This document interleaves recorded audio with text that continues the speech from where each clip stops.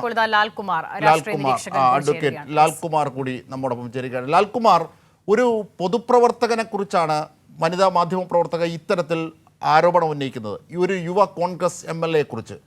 അങ്ങനെയാണെങ്കിൽ ഏതർത്ഥത്തിലാണ് ഇതിനെ പരിഗണിക്കേണ്ടത്, ഇതിൻ്റെ നൈതികവും ധാർമ്മികവുമായ വശങ്ങൾ? അല്ല, ഇതിനകത്ത് പേര് വെളിപ്പെടുത്തേണ്ട ഒരു കാര്യം ഉണ്ടെന്നാണ് എനിക്ക് തോന്നുന്നത്. കാര്യം ഒരുപാട് പേരെ നിഴലിൽ നിർത്തുന്ന, കൺഫ്യൂസ്ഡ് ആക്കുന്ന, അല്ലെങ്കിൽ സമൂഹത്തെ പെർപ്ലക്സ്ഡ് ആക്കി നിർത്തുന്ന ഒരവസ്ഥയുണ്ട്. അപ്പം ഈ ലേഡി വളരെ സ്ട്രോങ് ആയിട്ടുള്ള ലേഡിയാണ്. ഐ അപ്രീഷിയേറ്റ് ബിക്കോസ് അവർക്കുണ്ടായ എക്സ്പീരിയൻസ് അവർ ഇത്രയും തുറന്നു പറയാൻ അവർ കാണിച്ച ആർജവത്തെ നമ്മൾ ആദ്യം അഭിനന്ദിക്കേണ്ടതായിട്ടുണ്ട്. പക്ഷെ at the same time she is responsible to share the name of the person. അല്ലെങ്കിൽ അത് ഒരുപാട് പേരെ കൺഫ്യൂഷനിലേക്ക് എത്തിക്കും എന്നാണ് എനിക്ക് തോന്നുന്നത്. നമുക്ക് ഒരാളുടെ പേര് പറയാൻ പറ്റാത്ത, ഒരാളുടെ പേരിലേക്ക് സീറോയിൻ ചെയ്യാൻ പറ്റാത്ത ഒരു സാഹചര്യം ഉണ്ടാവും. ഇതിനകത്ത് ഞാൻ ഗൗരവമായി കാണുന്നത് തെരഞ്ഞെടുക്കപ്പെട്ട എന്നൊരു പ്രയോഗം അവർ നടത്തിയിരിക്കുന്നു. തെരഞ്ഞെടുക്കപ്പെട്ട എന്ന് പറഞ്ഞാൽ ഇലക്ഷനിൽ നിന്ന് ജയിച്ച് മുന്നോട്ട് വന്ന ഒരാളാണല്ലോ. അത് കൂടുതൽ അതിനെ ഗൗരവമുള്ളതാക്കുന്നു എന്നാണ് എൻ്റെ ഒരു വ്യക്തിപരമായ അഭിപ്രായം. എന്നിട്ട് അവർ ഹൂ കേസ് എന്ന ആറ്റിറ്റ്യൂഡ് ഉള്ള ഒരാളാണെന്നും പറയുന്നു. സോ പല കാര്യങ്ങളും എവിഡന്റ് ആയി വരുന്നു, പക്ഷെ നമുക്ക് ഒരു പേരിലേക്കോ അല്ലെങ്കിൽ പേര് ഷെയർ ചെയ്യാൻ പറ്റാത്തൊരു സാഹചര്യം. ഒരു കാര്യം വളരെ വ്യക്തമാണ് എനിക്കതിനകത്ത്. ഹലോ, പറയൂ, കേൾക്കാം. ഒരു കാര്യം അതിനകത്ത് വ്യക്തമാണ്. അവര് സ്ട്രോങ് ആയിട്ടുള്ള ലേഡി അവരുടെ പോയിന്റ് അവരപ്പം തന്നെ റിയാക്ട് ചെയ്തു. ആ റിയാക്ഷൻ അനുസരിച്ച് അത് മാത്രമല്ല, she has escalated the matter to the senior leaders. Senior ലീഡേഴ്സിനോട് പറഞ്ഞ ശേഷവും അവരുടെ ഭാഗത്തു നിന്ന് ഉണ്ടായ ഒരു പ്രതികരണം അത് അവന്റെ മിടുക്കാണ് എന്ന് പറഞ്ഞു എന്ന് പറയുന്നതിൽ ഒരു അപകടം ഒളിഞ്ഞിരിക്കുന്നു. That is a serious issue to be dealt with. നമ്മൾ സാധാരണഗതിയിൽ കാണേണ്ട ഒരു വിഷയമല്ല. ഞാൻ എൻ്റെ ഭാഷ കുറച്ചുകൂടെ കെയർഫുൾ ആകുന്നതും ഇംഗ്ലീഷ് ഉപയോഗിക്കുന്നതിനും കാരണം എനിക്ക് ഒരു കാരണവശാലും ഒരു സ്ലിപ്പ് ഓഫ് ടങ് ഉണ്ടാകരുതെന്ന് എനിക്ക് നിർബന്ധമുണ്ട്. Because it may also lead to legal consequences. So Malayalam അത്രയും എനിക്ക് ചിലപ്പോൾ പറ്റണമെന്നില്ല. ശ്രീ ലാൽകുമാർ, അതായത് ഒരു ഇടത് നിരീക്ഷകൻ എന്നതിനോടൊപ്പം ഒരു അഡ്വക്കേറ്റ് എന്ന നിലയിൽ കൂടിയാണ് താങ്കളോട് പറയുന്നത്. ഇപ്പോൾ അവർ ചൂണ്ടിക്കാണിച്ചു, കൃത്യമായ സൂചനകൾ നൽകി ചൂണ്ടിക്കാണിച്ചു. പക്ഷെ താങ്കൾ പറഞ്ഞ ഒരു വാദം ശരിയാണ്. കൃത്യമായി പേര് പറയാതെ ഇരിക്കുന്ന ഒരു സാഹചര്യത്തിൽ നമുക്ക് ചില പരിമിതികളുണ്ട്, അതുകൊണ്ട് പേര് പറയണം എന്ന് താങ്കൾ ആവശ്യപ്പെട്ടു. പക്ഷെ ഒരു പെൺകുട്ടി എന്ന നിലയിൽ അവരുടെ ഇമോഷണലി ഉള്ള കാര്യങ്ങൾ ഒരുപാടുണ്ട് അതുമായി ബന്ധപ്പെട്ട്. അതൊക്കെ അവിടെ നിൽക്കട്ടെ. ഒരു കാര്യം, കൂടുതൽ സ്ത്രീകൾ ഇതിനകത്ത് ഇരകളായിട്ടുണ്ട്, തനിക്കും അത്തരം അനുഭവം നേരിട്ടിട്ടുണ്ട്. അപ്പുറത്ത് നിൽക്കുന്ന ഒരു യുവ കോൺഗ്രസ് MLA ആണ്.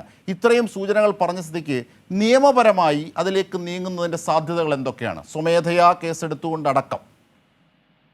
ഇല്ല, അത് അന്റിനുള്ള ഷീ ഷെയർസ് ദ നെയിം. അവർ പേര് പറയാത്തിടത്തോളം കാലം അതിനകത്ത് ലീഗൽ കോൺസിക്വൻസ്. ഇപ്പം നമുക്കിപ്പോൾ പോലീസ് എന്തുകൊണ്ട് FIR ഇട്ടില്ല എന്നൊക്കെ ചുമ്മാ ചോദിക്കാമെന്ന് മാത്രമേ ഉള്ളൂ. എനിക്ക് തോന്നുന്നു ഇതിനും ചിലപ്പോൾ പിണറായി വിജയൻ ഉത്തരം പറയേണ്ടി വരും.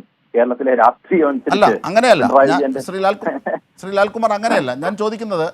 കൂടുതൽ സ്ത്രീകൾ ഇരകളായിട്ടുണ്ട് ഒരു MLA എന്ന നിലയിൽ. ഒരു കോൺഗ്രസ് യുവ നേതാവ് ഇത്തരത്തിൽ അദ്ദേഹത്തിൻ്റെ സ്വാധീനം ഉപയോഗിച്ച് ഇങ്ങനെ പെൺകുട്ടികളെ പാട്ടിലാക്കുന്നു, അശ്ലീലം കാട്ടുന്നു എന്ന ഒരു ആരോപണം എത്തിയാൽ അതിന് നിയമപരമായി അതിനെ അന്വേഷിക്കാൻ, രഹസ്യമായി തന്നെ, അവർ പരസ്യമായി പറയേണ്ട, രഹസ്യമായി തന്നെ അത് അന്വേഷിക്കാനുള്ള ഒരു സാധ്യതയില്ലേ നിയമപരമായി?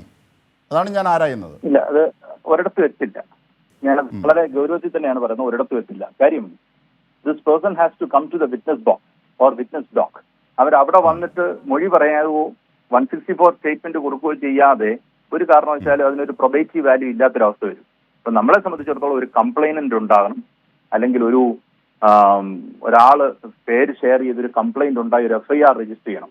ഇപ്പം 6 പേരിൽ FIR രജിസ്റ്റർ ചെയ്യും.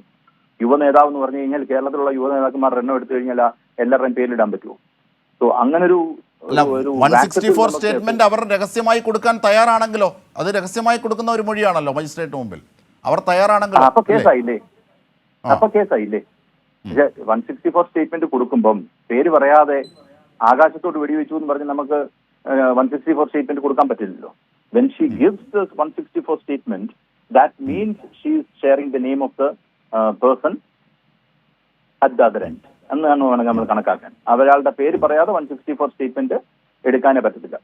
ഒരു പരാതിക്കാരിയാണ്. അപ്പം പരാതിക്കാരി എന്ന് പറയുന്നത് ആരുടെ ഭാഗത്തു നിന്നാണ് കുറ്റമുണ്ടായാൽ മാത്രമേ അവർക്ക് പരാതിയെ കുറിച്ച് വരാൻ പറ്റത്തുള്ളൂ. അപ്പം അതാ പറഞ്ഞത്, evidently if you want to take the matter up to the legal course, അങ്ങനാണെങ്കിൽ ഉറപ്പായിട്ടും ഒരു കംപ്ലൈനന്റ് ഉണ്ടാവണം. കംപ്ലൈനന്റ് എന്ന് പറഞ്ഞാൽ ഒരു അഗ്രീവ്ഡ് പാർട്ടി ഉണ്ടാവണം. അതല്ല എങ്കിൽ ഒരിടത്തും എത്താത്ത രീതിയിലാവും. പക്ഷെ അതിനൊക്കെ മേളിലാണ് ഞാൻ ഇതിന്റെ മോറൽ ആസ്പെക്ടിനെ കാണുന്നത്. കാര്യം ഈ പറയുന്ന സീനിയർ അതാണ് താങ്കൾ എന്നോട് ലീഗൽ എന്ന് പറഞ്ഞ് ചോദിച്ചുകൊണ്ട് മാത്രമാണ് ഞാൻ അതിലേക്ക് കയറിയത്. അതിനൊക്കെ ഉപരി ഒരു പൊളിറ്റിക്കൽ മൊറാലിറ്റി എന്ന് പറഞ്ഞൊരു കാര്യമുണ്ട്. അപ്പോൾ പൊളിറ്റിക്കൽ മൊറാലിറ്റി സീനിയർ ലീഡേഴ്സിനോട് ചോദിച്ചിട്ട് അവരുടെ മറുപടി എന്താണ്? അത് അവന്റെ മിടുക്കാണ് എന്ന് പറഞ്ഞു. അത് തെരഞ്ഞെടുക്കപ്പെട്ട ഒരാള്. അതിനകത്തൊരു വലിയ പ്രശ്നമുണ്ടെന്നാണ് എനിക്ക് തോന്നുന്നത്. അത് വളരെ ഗൗരവത്തിൽ ചർച്ച ചെയ്യേണ്ട ഒരു വിഷയമാണ്. നമുക്കൊരാളുടെ പേര് പറയാൻ പറ്റാത്ത പക്ഷം ഈ പറയുന്ന തുറന്നടിക്കുന്ന അല്ലെങ്കിൽ വളരെ ശക്തമായി പ്രതികരിക്കുന്ന ഒരാളാണ് ഞാൻ പല കാര്യത്തിലും. പക്ഷെ അത് it may attract legal consequence against me as well. അതാണ് ഞാൻ ഇങ്ങനെ നിൽക്കുന്നത് കേട്ടോ. അതെ ഓഫ് കോഴ്സ്.